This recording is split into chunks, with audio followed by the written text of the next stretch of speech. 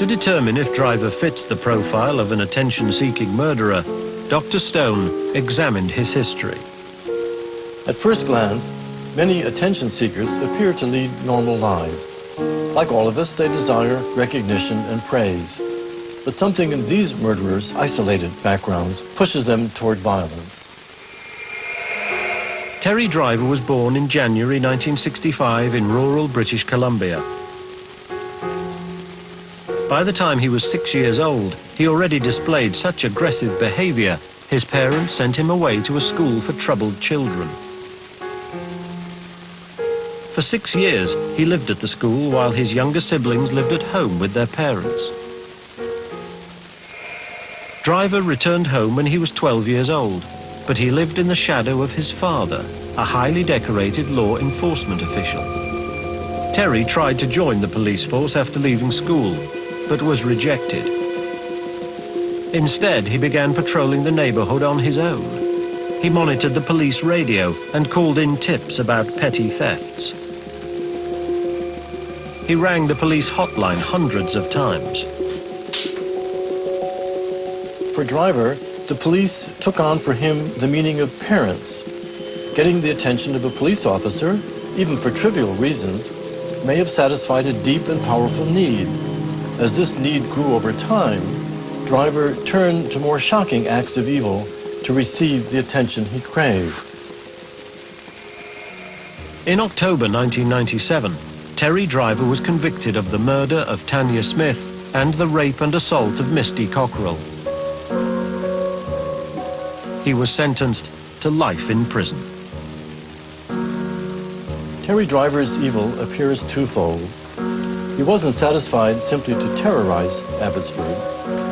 He seems to feel superior to authorities.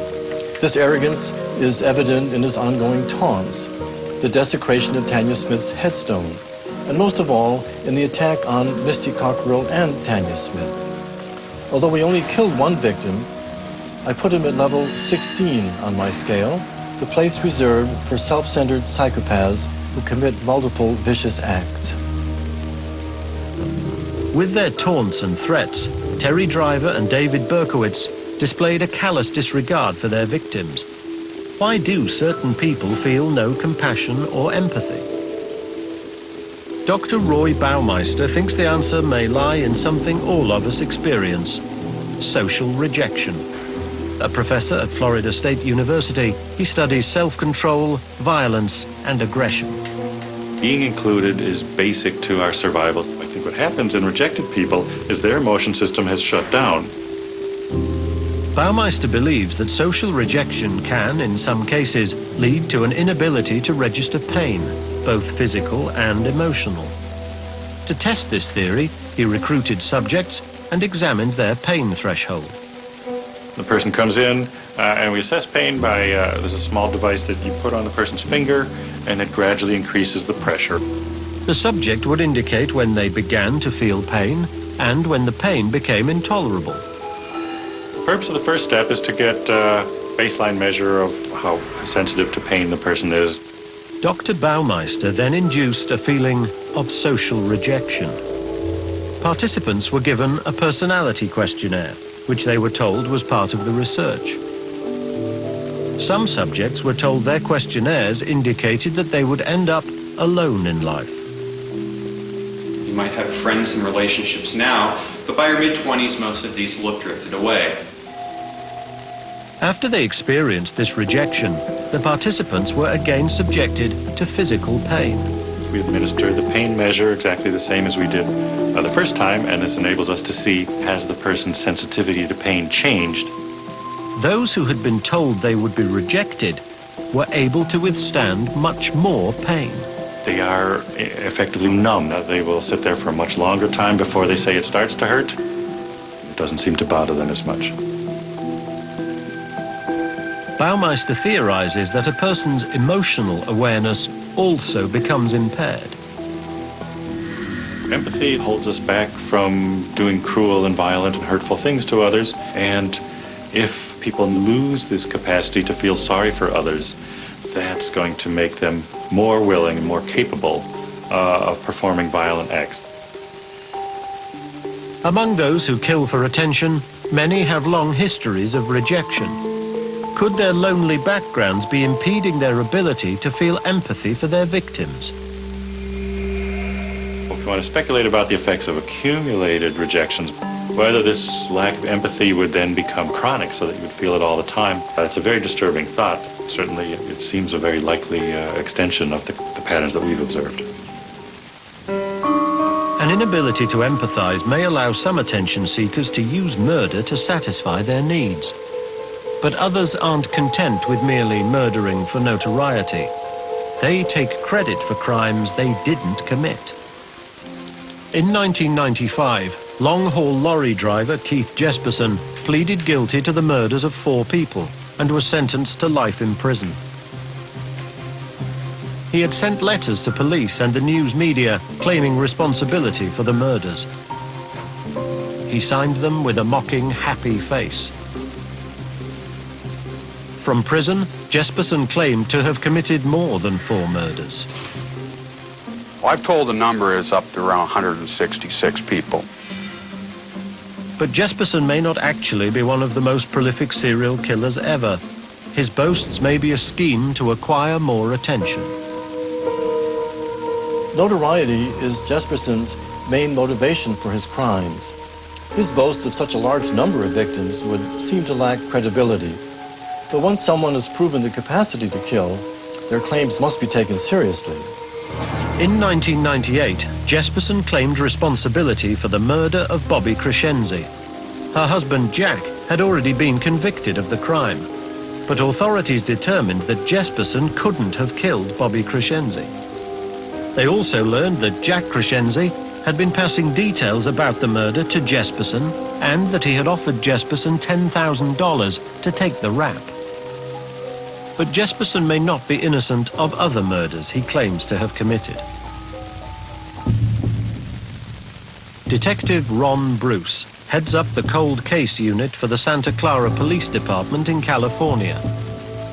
In 2006, he was revisiting the 1993 murder of an unidentified woman. He was determined to learn who she was and who had killed her. Her badly decomposed body had been found in a ditch near a motorway. Police had no leads. But Bruce came across a letter Keith Jesperson had written to the Oregonian newspaper, which revealed specific details about the case. The letter was suspicious, and Jesperson gave an eerily accurate account of the location of the body. I put her body on or near a pile of rocks about 50 yards north of Highway 152, westbound about 20 miles from Santa Nella, which, if you threw a dart, you couldn't get any closer than that. The case seemed solid, but with Jesperson, Detective Bruce had to be wary of another grab for attention. He thrives on the notoriety of being the happy-faced serial killer. He likes having his story out there because it validates him as a killer.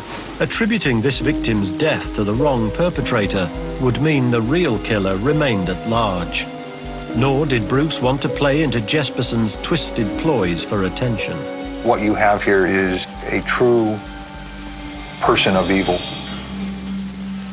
To be certain that Jesperson had committed the murder, Detective Bruce visited him in prison. Jesperson claimed to have encountered the woman at a motorway service station. In his version of events, she had no money and was hungry. He bought her food and promised her a lift.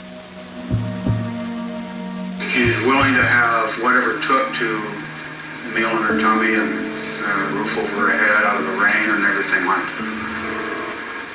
Probably 3-4 minutes. This is how long a person takes to die. It isn't like on TV where it's 15 seconds, it's overdone. It's not a nice thing. Detective Bruce knew from the Crescenzi case that Jesperson was willing to take credit for murders he didn't commit. The detective had information only the murderer would know. Investigators had discovered a flashlight at the scene. There has to be one or two things that only the detectives know and the murderer knows. that allow us to know that the person we're talking about is in fact a killer. In this case, flashlight. Detective Bruce asked Jesperson to take him through the dumping of the victim's body. I carried her to the boulders and tossed her down. And when I did so, the flashlight broke off of the handle and flipped somewhere. I felt for it and I couldn't find it. With this detail confirmed, Detective Bruce was satisfied that Jesperson's confession to the murder was real. But he didn't believe that this attention seeker had left his flashlight behind accidentally. My speculation is every homicide that he committed, he left something somewhere that he can connect to him if he ever had to. He didn't want somebody